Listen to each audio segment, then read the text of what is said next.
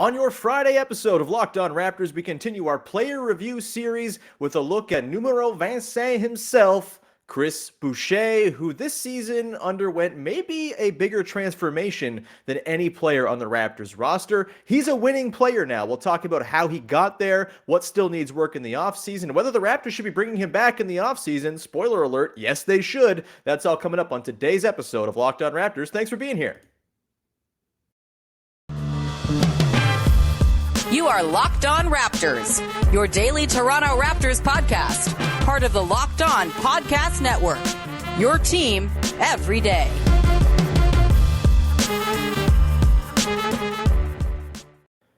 Hey, what's going on? Welcome to episode number 1173 of Locked On Raptors for Friday, May the 7th. I'm your host, Sean Woodley. It's May the 6th. I have no idea what day it is ever. I am your host, Sean Woodley of RaptorsHQ.com. You can find me, as always, on Twitter at WoodleySean. You can find the show at Locked On Raptors, and you can subscribe to, follow, rate, review the podcast wherever you get your podcasts on all the different podcast apps in audio form. Plus, you can go to YouTube and join the nearly 2,000 people who have jumped on the YouTube train over on the Locked On Raptors channel. It's much appreciated when you support the show over there. Even if you're not going to watch the videos, just subscribe. It's so easy. You don't even need an account to do it. Just hit subscribe, and then you've helped the show out, and you have really made me happy and stroked my ego, which is the most important thing, of course. And as always, a big thank you for making us your first listen of the day. Also good for my ego.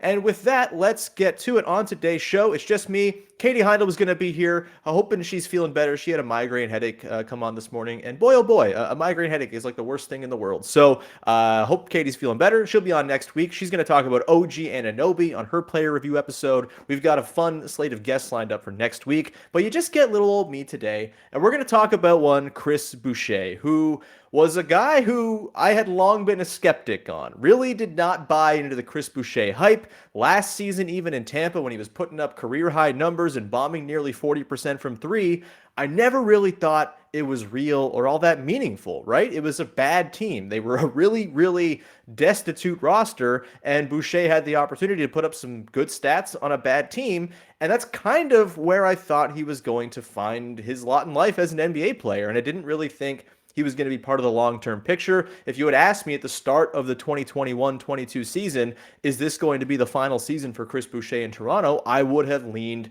a hard yes, like 80%. Yeah, I'm pretty sure this is it for Chris Boucher. He's just not a winning player.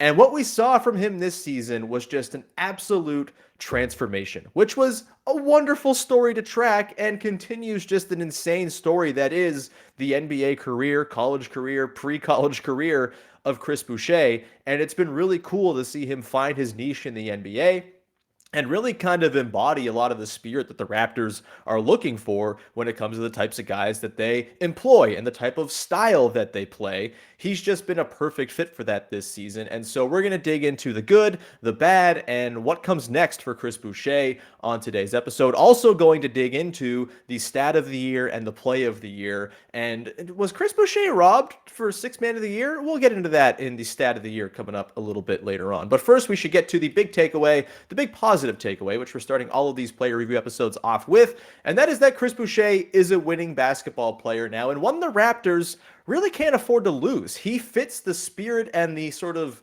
again, the ethos of this team so perfectly, and the role that he's occupied coming off of the bench, bringing in some chaos, just slamming the offensive glass in a way that very few players in the NBA this season did. He ranked in the 90th percentile in terms of impact on offensive rebounding when coming on the floor. The Raptors' offensive rebounding rate increased by 4.3% when he jumped on the floor, and that was such a huge driver of the Raptors' possession gaming, which was, again, their big strategy all season long. Not a very good half-court team, not a ton of shot making on the roster, not a ton of creation, but boy oh boy, could they crash the offensive glass and put back missed possessions, and Chris Boucher was incredible at that. He just, was an all-encompassing force. Whenever he hit the floor, the Raptors tended to turn things around, and you find yourself a lot of times, you think back to times where the starters were struggling, or when, they were just kind of coming out of the gate a little bit slow. That small starting five in particular was kind of having some trouble at times. We've talked about this week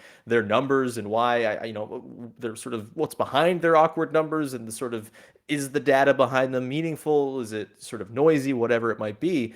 There were certainly moments where the starts of games for the Raptors this season were trouble, and you were just kind of sitting there waiting, like, all right, when's Boucher coming in, baby? When's he coming? When's he coming? And when he would come in, he would be fantastic. And he did it all completely kind of reworking his game, which is not an easy thing for a guy who's 28, 29 years old to do.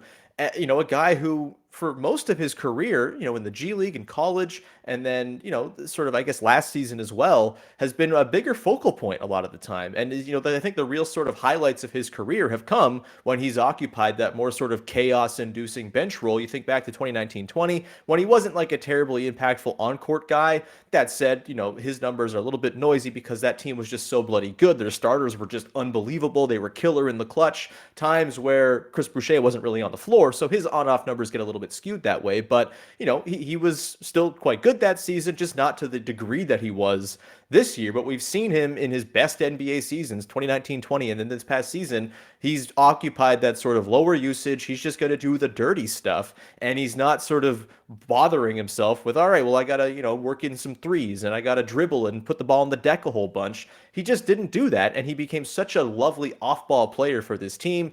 Really became a nice cutter as well, which is a really impressive thing, to just sort of pick up and sort of as a counter to his lack of three-point shooting this season, which we'll get to in the second segment. That was a really nice thing. You saw, obviously, the chemistry with Thad Young really form near the end of the season, but there were plenty of moments where he was the benefactor of all the attention that a Pascal Siakam or a Fred VanVleet was receiving. Tons of times you just see Chris Boucher cut baseline for an easy dunk or to go in and collect the offensive rebound and put it back. Just a wonderful, wonderful offensive season from him in a very low usage and low impact and low sort of, not very hands-on role. He still managed to make his presence known, averaging nearly 9 points a game or north of 9 points a game. On defense as well, this is kind of where I'd always really had my issues with Chris Boucher. Wasn't really a sound positional defender, was sort of from like the school of Hassan Whiteside a little bit, where the blocks are incredibly loud and highlight reel and just, kind of shocking when you see them at times. But they were coming as a result of him being out of position, not really playing within the Raptors scheme. And we know from watching the Raptors play defense over the last really 3 seasons, when there's a weak link in that constantly rotating chain of stepping into the vacated space to then fill in for the guy who's gone to go help or contest a shot or whatever it might be, when there's one loose creaky wheel or one loose chain link, whatever it might be, that causes the whole thing to fall to shit. And Chris Boucher did a wonderful job this season of playing within himself and just kind of realizing, oh yeah, I'm 6'9" and cover so much ground and my arms go for days. I don't need to find myself out of position to be a great defender because I can just sort of, make those highlight reel plays by also just staying where I need to be. Like he just really kind of controlled himself on defense this season in a way more pronounced way than he ever has. And it all comes into him being a winning basketball player. Just a really, really special, transformative season for Chris Boucher. And at this point, considering what the Raptors are trying to do, considering the Raptors don't have a million options available to them in terms of guys around the league who are 6'9", who can play the Raptors defense, who know and are kind of schooled in the scheme and are disciplined enough to operate within it, that's not an easy type of player to find. Chris Boucher has been in the system now for 4 or 5 seasons. He is attuned to what the Raptors are asking for. And to me, like, he is priority number 1 this offseason. You have to bring Chris Boucher back because guys like him don't fall off of trees. And he's someone who really fits in with everything the Raptors are trying to do. And while he's not a guy who you're going to look to start necessarily in, big high leverage games or anything like that, he is certainly a guy who you're looking at as, hey, like that could be our 6th or 7th best player. And you're pretty happy with that if you sort of dot the second unit around with a little bit more shooting, a little bit more ball handling, whatever it might be. He can slide in very nicely, and he fits next to basically any one of the Raptors' bigs now as well. He can play next to Khem Birch, and that's been a pretty nice pairing, actually. Kind of a replication of what we saw in the very best moments of Boucher in the Tampa season, where he was really excellent playing next to Aaron Baines for stretches before the whole season went down the tubes. He was really great in that situation and not asked to play center anymore. He played 65% of his minutes per cleaning the glass at the four this season. A much, I think needed change. And honestly, the 35 minutes where he's at center, I don't even know how to really sort of calculate that because he's playing with guys. Pascal Siakam was more sort of the nominal center when he was playing with him. Scotty Barnes played center. Like, I don't really think there were that many moments this year where Chris Boucher was asked to be like the clear out and out backline rim protecting center. And I think that really benefited him as well. He fits with Precious Achiuwa, of course. We know that. He's going to fit with Thad Young, you would think, going forward, if they can bring Thad Young back because of the chemistry they seem to have, the cutting that he brings to the table.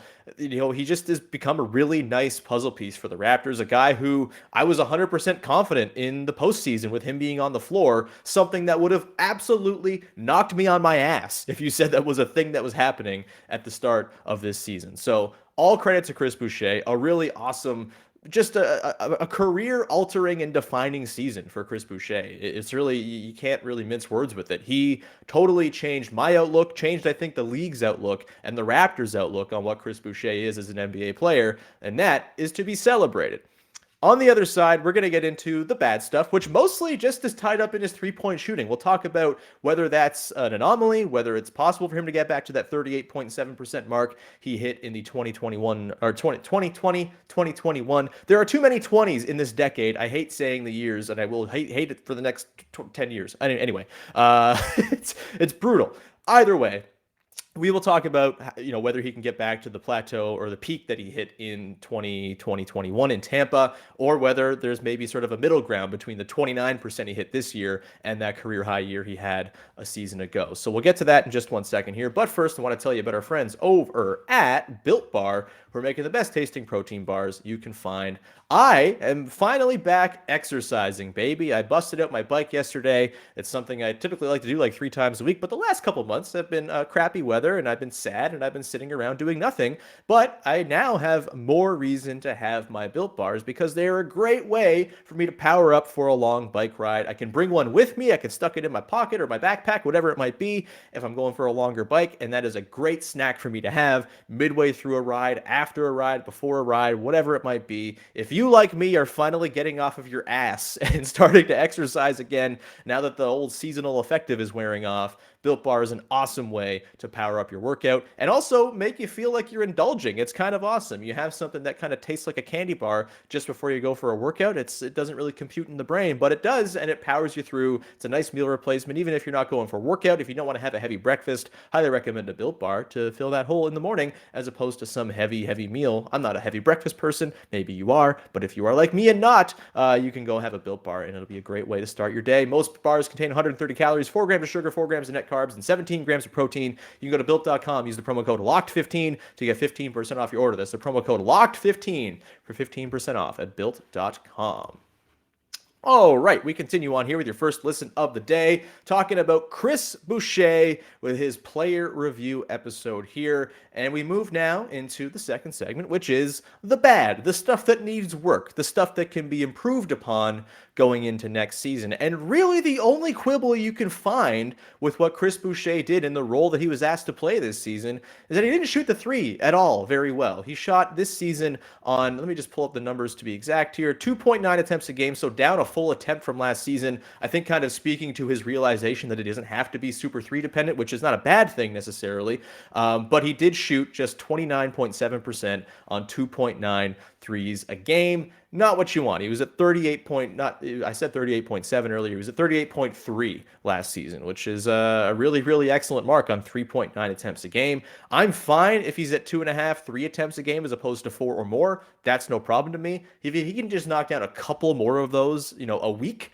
that is a big game changer and something that, we saw in the postseason can be a huge salve for the Raptors when their offense is sort of, a little bit screwy, a little bit bogged down. Having Chris Boucher standing in the corner has been a pretty reliable thing for the Raptors. And even this season, it was kind of a reliable thing for the Raptors. He was just fine from the corners. I'm looking at the numbers here on NBA.com with a shot chart. From the right corner, he was 20 of 42 for a 47.6%, more than about 9 percentage points higher than league average. From the left corner, 9 of 25 from three. And from the right wing, he was 21 of 54 for 39%. Where he really was done in was at the top of the arc, 9 of 41, just 22%, well below league average of 34. And then the 34% league average from the left wing, he was 22 percentage points below that at 12.3%, 8 of 65 from the left wing. And so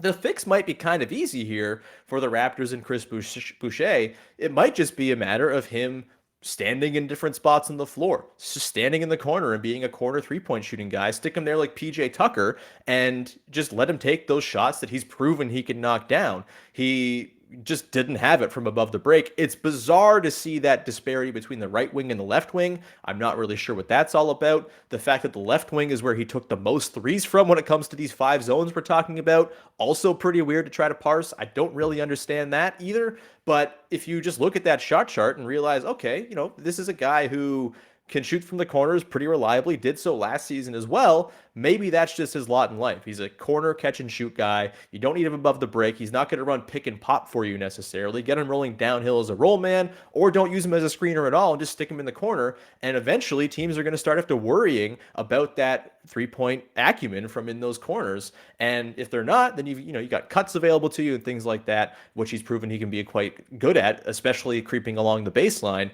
So yeah, I would just say the improvement here might just be the distribution of his threes next season. Get him away from above the break threes, except for apparently the right wing, which again, super weird. I'm going to guess that's probably a bit more of an anomaly than anything else. But if you get him in the corners, especially that right corner where he was just deadly this season, I think that can be a way to sort of get a bit of a bounce back for Chris Boucher from downtown and address some of the shooting issues the Raptors have had. Boucher shot 29% this season. I just talked about that, but he was 32% since after the All-Star break. Again, not amazing or anything like that, but a slight uptick kind of leaves you thinking he's not going to be a 29% guy next season. He shot 40% from three in the 6 games of the postseason against Philly as well. For me, that seems like too high a bar to shoot for. The 38% from the Tampa season seems like too high a bar to shoot for. But if you can get Chris Boucher knocking down 34% of his threes, if you can get the whole team kind of at like a 34% baseline, like that is going to totally change the shape of the floor, change the amount of help that Pascal Siakam is seeing because all these guys are threats. And if you can kind of reestablish Chris Boucher as just like a fine league average-ish three-point shooter, that seems like something you can aim for. And he's got the juice over a couple of seasons now to show that there are spots he can hit threes from. And that is something I hope that they kind of look into and reorganize where he's standing on the floor going into next season. He's just he's a fun player, man. I had a lot of fun watching Chris Boucher this season, and the threes that he does put up always feel like total backbreakers as well. Like anecdotally, they feel like the best kind of threes for the Raptors to get and for them to go down, just because, especially this season, they felt so rare. And it does feel like when Chris Boucher is having a game where he is knocking those down, it's more or less impossible for the Raptors to lose. So it would be really great to see if they could see that efficiency from outside uptick a little bit again, just with a slight redistribution of where his shots are coming from, because he does have the pedigree of hitting shots from the corner. And again, if you can get for a 35%, if you can get a 35% mark out of him next season on 2.5, 3 attempts a game, I think you're laughing, and I think you've really addressed a big problem that the Raptors had this season when it came to their space. Boucher just dropping off a cliff from where he was in the Tampa season was a big hit to what the Raptors were doing. Wasn't really even helped and addressed until Precious Achiuwa started bombing threes, and you kind of got a little bit of that depth shooting. But if you can have both Precious and Boucher bombing threes, like, good luck. Like, it's going to be a nightmare for opposing defenses to try to figure out, like, all right, what are we sacrificing here? Because, Boucher is a dangerous off-ball guy. He's dangerous on the cut. He's dangerous shooting threes. Precious, we know, can put the ball on the deck on a closeout. Like, it just makes the defense have to think that much more. And the more you can make a defense think, the more fruitful it's going to be for your offense. And that's kind of the rule of basketball. With that, that's kind of all I got on the bad stuff for Chris Boucher, man. I mean, yes, there are some nights where it's inconsistent or whatever, but that's why he's a bench player. Some guys aren't cut out to be amazing 35-minute a night guys every single night, bringing it the same heat every single night. That's fine. There's only so many guys like that in the NBA. So, really, for me, the shooting, getting it back to something reasonable where teams actually are kind of worried about him as a three-point shooter is kind of the real piece of improvement for Chris Boucher. If he does everything he did this season and just knocks down a couple more threes a week, that is a complete success to me in my eyes when it comes to developing Chris Boucher for next season. I'm not looking for like on-ball chops necessarily from Boucher. I'm not looking for him to learn how to put it on the deck. He can do it sometimes. He can get the ball going in transition and whatnot. He's done that quite a bit in the G League in the past, and he's had some moments in the NBA.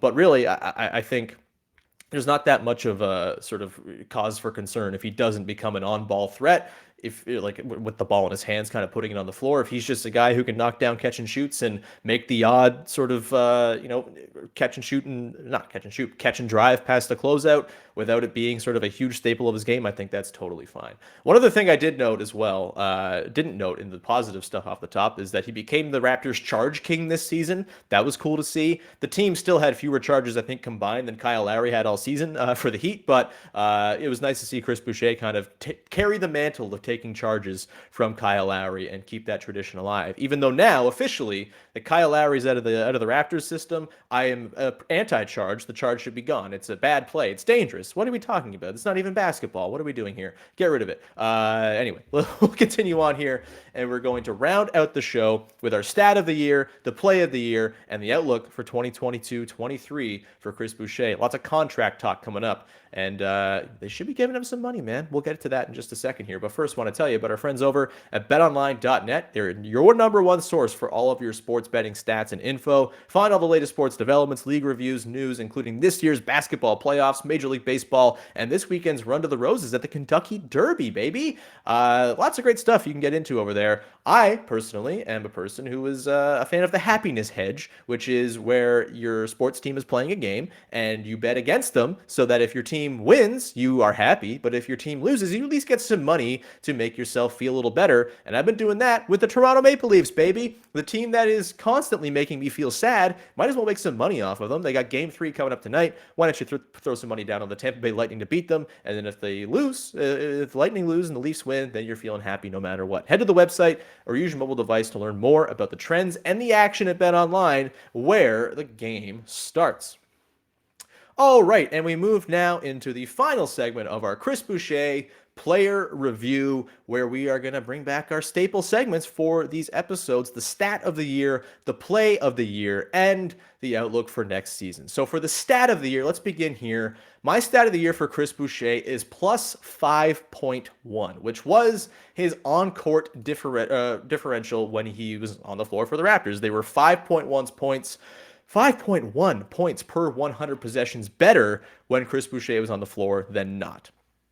The Raptors' defense got better when he was on the floor. The Raptors' offense got better when he was on the floor. He was just a wonderful, wonderful injection of sprightliness, chaotic energy, rebounding, defensive acumen, just flying around like a maniac, really fitting the Raptors' ethos. At times, the Raptors got their best defensive mojo rolling when Chris Boucher was out there, and it all kind of is reflected in the numbers. Look, last season, it's all very noisy. He had a better on-court differential last season in Tampa than he did this year. It was a plus 7.0. The defense got a little bit worse when he was out there. The offense got better, but for me, that really kind of just speaks to that was a brutal team that barely had its guys available and oftentimes was asking Chris Boucher to be a huge offensive contributor, and he was one of the only guys making shots. He had an outlier shooting season. It makes sense to me that he had an impact more so on that team than he did on this year's team, because this year's team was better. They had better starters. They had better lineups when Chris Boucher wasn't out there. So last year's positive differential, like I said, didn't really, to me, scream winning player. It screamed guy who was one of the better players on a miserable basketball team. This year, he was a positive contributor on a very good team and was kind of in the same range as Pascal Siakam, Gary Trent Jr., Fred VanVleet, OG Anunoby, the guys who drive winning on the floor. Chris Boucher was right alongside those guys. And he was also right alongside, or actually I should say far superior, to a lot of the guys who actually were nominated for Sixth Man of the Year. And to me, if you're going on production and, just like pure scoring totals, obviously Chris Boucher is not winning your typical Sixth Man of the Year award. But I'm the kind of person who wishes the Sixth Man of the Year award wasn't just about who scored the most points the loudest. I think that sucks. And I would much prefer the award go to the guy who comes off the bench and helps their team win the most. It seems like it should be pretty rudimentary. It is not. But if you go and compare the on-off numbers for Chris Boucher and all the other candidates for Sixth Man of the Year, Chris Boucher has them beat by a lot. 5.1, again, plus 5.1 per 100 possessions, the on-court differential for Chris Boucher. You compare that to Tyler Hero for of course, who won Sixth Man of the Year. The Heat were plus 2.7 points better per 100 possessions when he was on the floor. Their offense got 4 points better. Their defense, however, got worse by half a point or half a percentage or so. Not good. Sorry, they got worse by 1.3 points per 100 possessions. I'm looking at the wrong column here on Cleaning the Glass. This is all per Cleaning the Glass, by the way. A wonderful website. You should pay for it.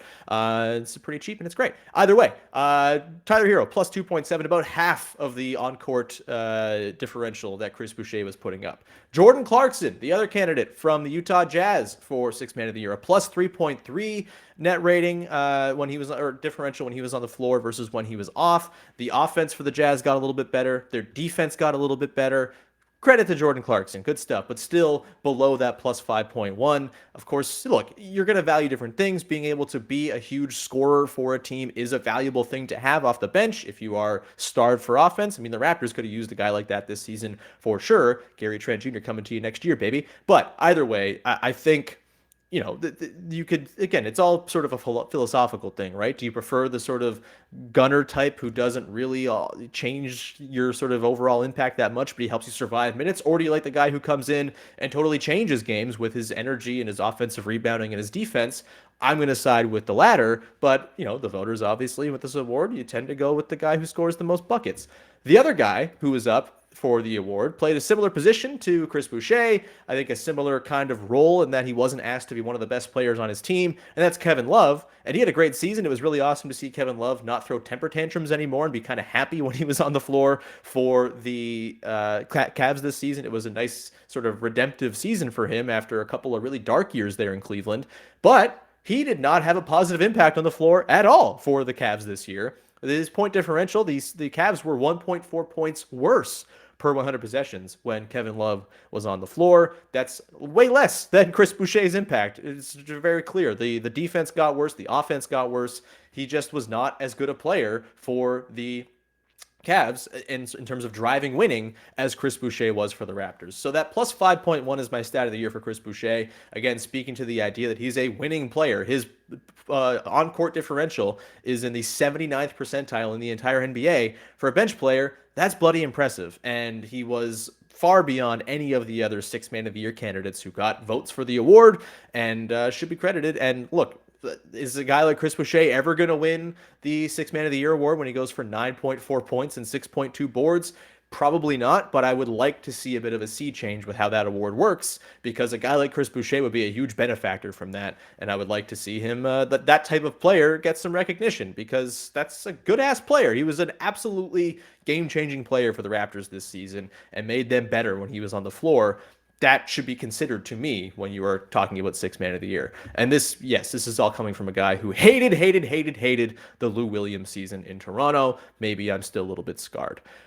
With that, let's move into the play of the year for Chris Boucher. And this is a tricky one because he had a weird season in that every game kind of blends together, because it's just like, oh, there were 5 offensive rebounds and a bunch of putbacks and a couple of dunks, and he made some great defensive plays. So there's not, to me, like a clear standout, wow, that Chris Boucher play is going to stay in my mind for the rest of time or anything like that. So I'm just going to go with a sort of blanket. The Chris Boucher lob finish, which is a very special kind of lob finish that really was conducive to happening on this team because of the number of bricks the Raptors threw up and the number of air balls the Raptors threw up.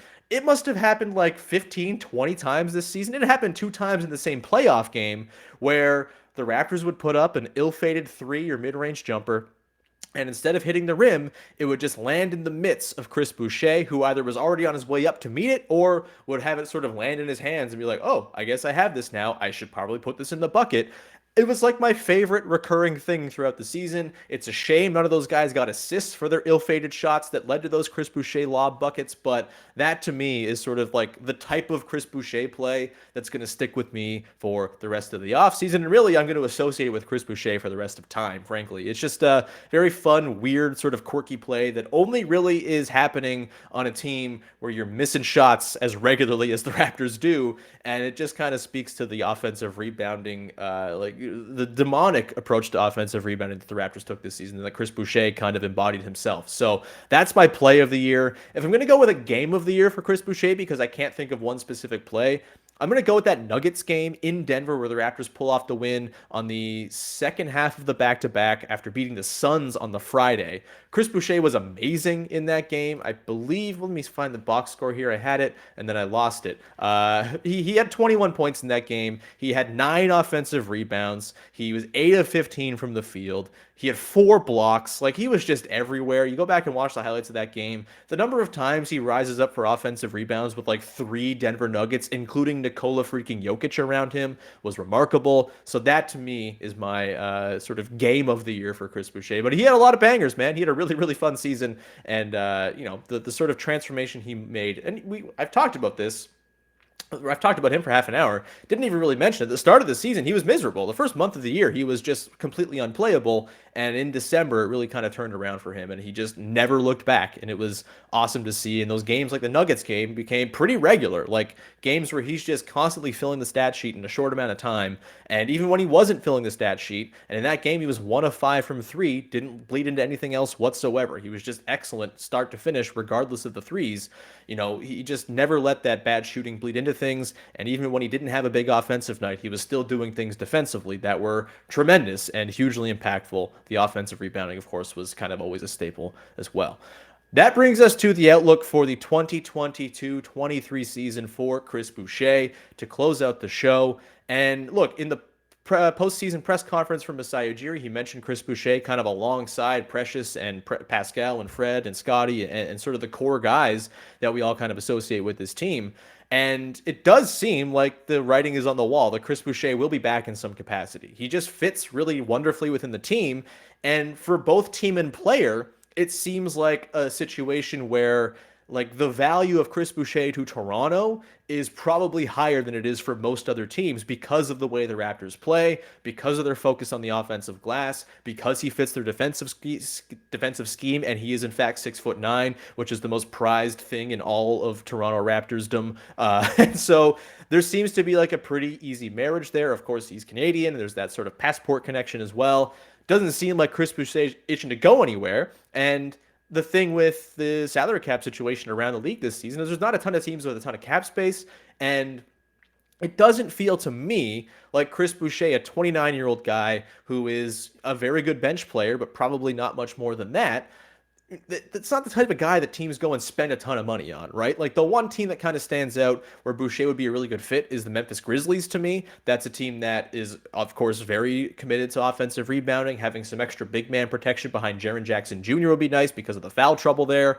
But they're also loaded with bigs. They have Brandon Clark, they have Steven Adams, and they have a lot of money that they're going to have to start doling out to guys very soon. So I can't imagine they're going to be going and dropping big free agency money on Chris Boucher this offseason, or anybody really, because they got to kind of keep that money for their guys in house. So that's really the only team that really stands out as like a big time threat.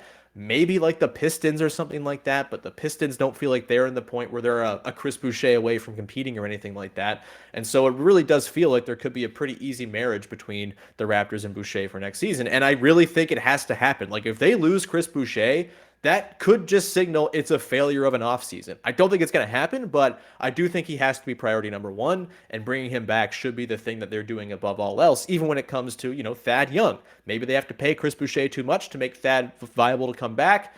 If that has to be the case, I think that's fine, because I think Chris Boucher is that important to what the Raptors are trying to do here and what they're trying to build. Just looking, thank you as always to our pal Daniel Hackett, who is our cap expert over at RaptorsHQ.com.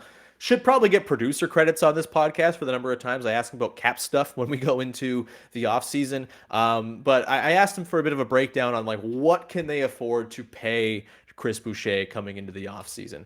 As it stands right now, the Raptors have $115.8 million committed to 11 guys for next season. They could waive either Delano Banton or Armani Brooks to save a little bit of money. And also you assume that Svi Mykhailiuk is going to opt into the second year of his contract with a player option. I don't think they're going to waive Banton. They might waive Brooks. Brooks feels maybe to me kind of like a Freddie Gillespie case where it was a nice story, but just in terms of the overall vision of the team, maybe he doesn't quite slot in. Either way, they are going to have about $32.4 million underneath the tax if they sort of go ahead and Svi opts in and they have Banton or Brooks. That's where they're going to be about.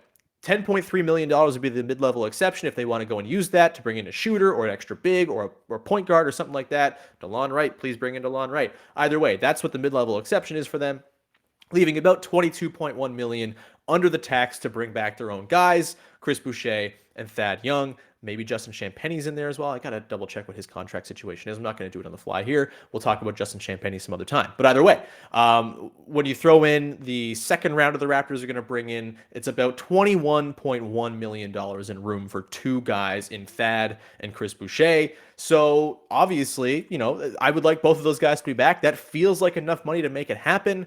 But maybe Chris Boucher is someone who is looking for a longer-term deal or a bigger commitment or more guaranteed money. I could see a situation where the Raptors say, hey, Chris, like here's a 1-year, $15 to $18 million deal just to get you in for next season. Then we'll figure it out again the year after when we have some contracts coming up. Fred VanVleet's going to have his option that he's probably going to decline. Gary Trent Jr. is going to be declining his option. Next summer could get kind of expensive for the Raptors. And then you're already kind of looking down the barrel of Scotty Barnes extensions by then as well. It won't be until the year after that, but still, you got to keep all these things in mind.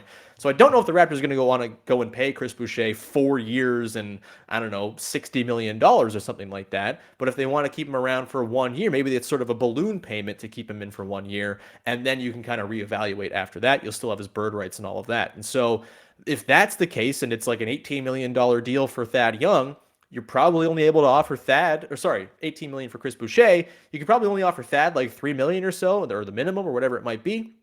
And that might be something where he goes and looks to greener pastures. But if they can get Chris Boucher for, anywhere between 12 and 15, I think that leaves enough to give Thad what he would want to stick around, and you can keep both of those guys in tow. Again, the problem is committing too much money to Boucher for too long.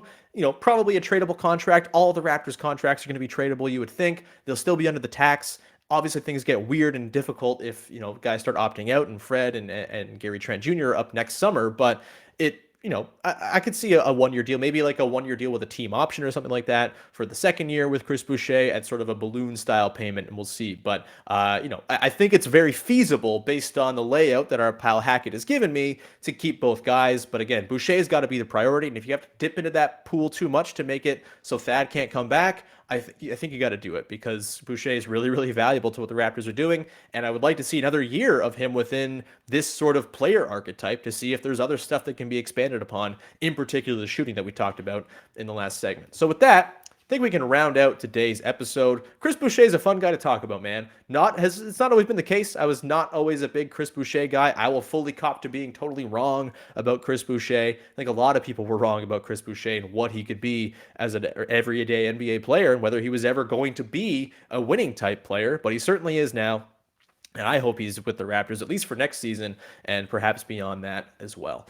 With that, we will wrap up today's episode of the show. Thank you so much for tuning in, as always, and making us your first listen of the day. Go make your second listen of the day Locked on Maple Leafs, as our boys Mike and Dave over there are going to tee up Game 3 between the Leafs and Lightning tonight in Tampa. Big time game over there. They're doing a fantastic job on that show, covering the Leafs playoff run. So go support the show, find it on YouTube and all that good stuff. And with that, we will round things out. Thank you for tuning in all week. We got lots of player reviews and fun guests on tap for next week. So thank you, and we will talk to you again on Monday with another episode of Locked On Raptors. Have a good weekend. Bye-bye.